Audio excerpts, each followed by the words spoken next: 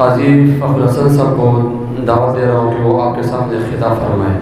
تشریف لاتے ہیں رئیسی جامعہ شمس العلوم مولانا قاضی فخر حسن صاحب. الحمد للہ وکفا وسلام علی عبادہ الذین اصطفى.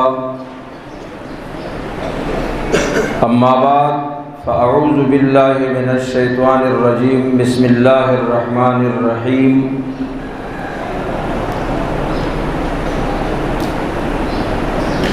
یریدون لیطفئوا نور اللہ بافواہہم واللہ متم نورہ ولو کرہ الکافرون.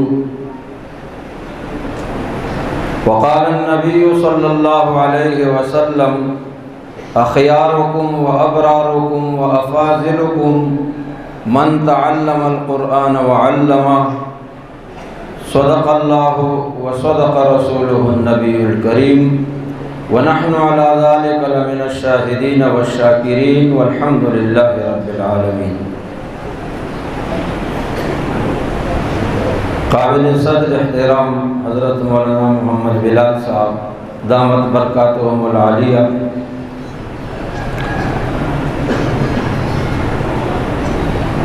مہمان خصوصی حضرت مولانا نور الحق صاحب امیر جمعیت علماء اسلام ضلع جنوبی،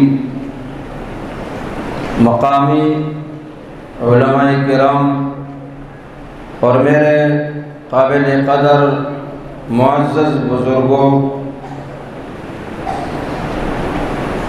اور اس مدرسے کے پیارے بچوں اور بچیوں، آج یہ ہم سب کے لیے خوشی کا باعث ہے کہ قرآن کریم کے ختم کا موقع ہے اور بخاری شریف کے بھی ختم کا موقع ہے. اس مبارک محفل میں ہماری اور آپ کی شرکت ہمارے لیے باعث نجات ہوگا انشاءاللہ العزیز.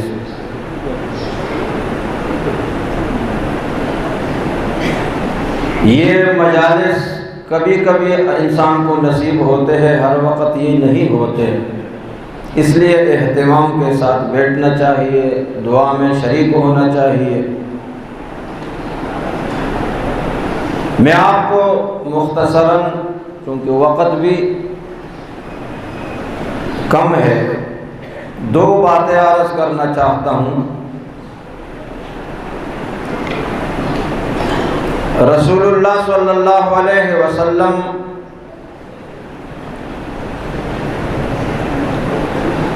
کا وارث اگر کوئی بننا چاہتا ہے تو نبی علیہ السلام کا میراث علم ہے.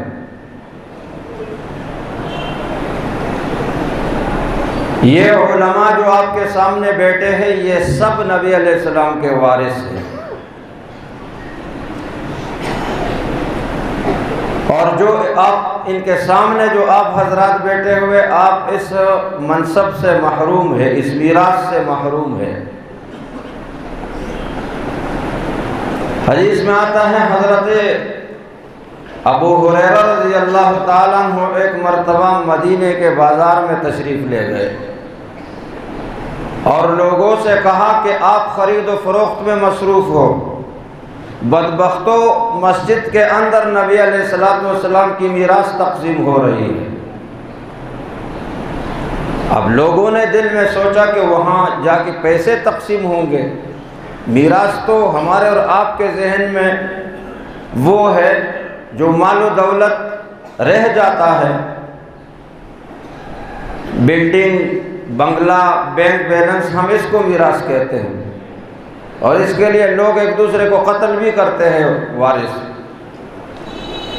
یہ لوگ بھاگے جب مسجد نبوی میں پہنچے تو وہاں دیکھا کہ ایک کونے میں کچھ لوگ بیٹھے ہوئے ہیں، آپس میں علم سیکھتے سکھاتے،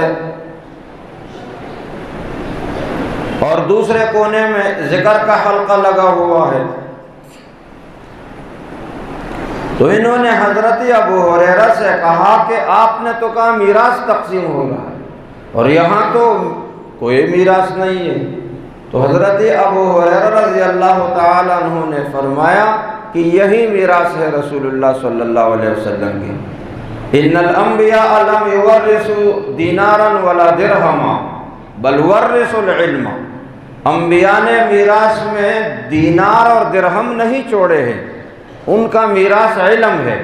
فمن اخذہ اخذ بحظ وافر، اب وہ آدمی جو جتنا زیادہ علم حاصل کرے گا اور علم سے اور دین سے اور قرآن سے تعلق رکھے گا، اتنا بڑا میراث کا حصہ اس کو ملے گا۔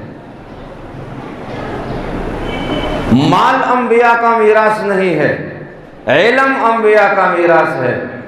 جتنا مالدار ترین آدمی دنیا میں ہوگا وہ اپنے آپ کو نبی کا وارث نہیں کہہ سکتا ہے، لیکن مصلی پہ کھڑا ہوا امام، مسجد کا پیش امام، وہ اپنے آپ کو نبی کا وارث فخر سے کہہ سکتا ہے کہ میں نبی کا وارث ہوں۔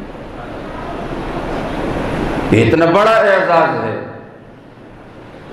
دوسری بات یہ ہے کہ علم اللہ کو محبوب ہے، علم اللہ کو محبوب ہے، مال اتنا محبوب نہیں ہے جتنا علم اللہ کو محبوب ہے۔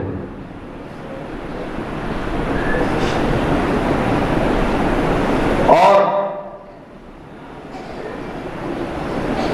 اس علم کے لیے اور اس قرآن کے لیے صحابہ کرام نے رسول اللہ صلی اللہ علیہ وسلم نے بہت تکالیف برداشت کی ہے۔ میں آپ کو مختصر سے بات بتلاتا ہوں۔ حدیث میں آتا ہے، حضرت حذیفہ رضی اللہ تعالیٰ عنہ فرماتے ہیں کہ غزوہ خندق میں رسول اللہ صلی اللہ علیہ وسلم خندق کود رہے تھے اور ہم آپ کے ساتھ تھے۔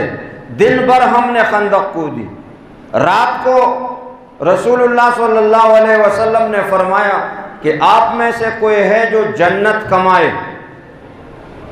جنت کمانے والا کوئی ہے؟ تو میرے طرف رسول اللہ صلی اللہ علیہ وسلم نے دیکھا اور اشارہ کیا، حذیفہ ادھر آؤ۔ میں آپ کے پاس گیا، میں نے دیکھا رسول اللہ صلی اللہ علیہ وسلم کے پیٹ پہ 3 پتھر آپ نے باندھ دیتے، اور یہ پتھر جو باندھ دیتے یہ بھوک کی وجہ سے، آپ نے 3 دن سے کھانا نہیں کھایا تھا، اس کے باوجود آپ، حضرت حذیفہ نے عرض کیا کہ آپ حکم کریں، فرمائے جاؤ دشمن کا خبر لے کے آؤ۔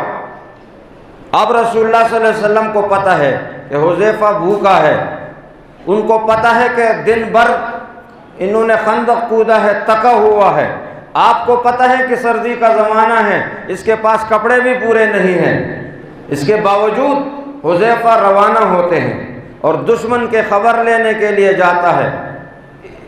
ان تمام تکلیفوں کے باوجود حضرت حذیفہ فرماتے ہیں کہ جب میں روانہ ہوا تو رسول اللہ صلی اللہ علیہ وسلم نے ہاتھ اٹھائے، آسمان کے طرف دیکھا اور ہاتھ اٹھائے اور فرمایا اللہم احفظ اخانا حذیفہ عن یمینہ وعن شمالہ، میرے پروردگار جس نوجوان کو میں نے بھیجا ہے دشمن کے طرف، اس کی دائیں بائیں سے حفاظت فرما۔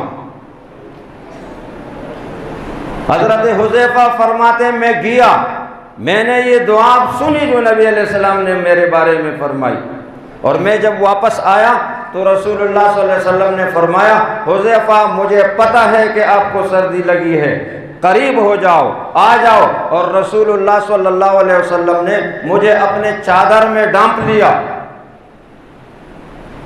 مجھے یہ اعزاز حاصل ہے کہ میں نبی علیہ الصلوۃ والسلام کے چادر میں اس کے ساتھ میں نے اپنا سینہ ان کے پاؤں مبارک سے لگایا اور مجھے آپ کے جسم کی حرارت محسوس ہوئی۔ اتنی تکلیفیں برداشت کی صحابہ کرام رضوان اللہ تعالی علیہم اجمعین نے، اور پھر یہ علم وہاں سے چلا، یہ عراق آیا، یہ علم وہاں سے چلا، یہ ہندوستان آیا۔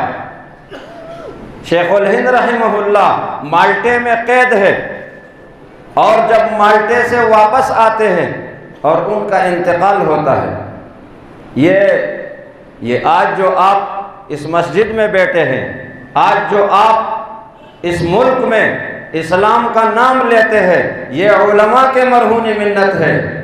یہ پاکستان قرارداد سے پاس نہیں ہوا ہے، آپ اپنے ذہن کو صاف کر لیں۔ سن 1857 سے لے کر 1865 تک 70,000 علماء پھانسی پہ چڑھے ہیں، انگریز نے ان کو سولی پہ چڑھایا ہے۔ یہ ان کی قربانیوں کے نتیجے میں یہ پاکستان اور ہندوستان آزاد ہوا ہے انگریز سے، ورنہ انگریز کی 3 بر اعظم پر حکومت تھی جس میں سورج نہیں ڈوبتا تھا،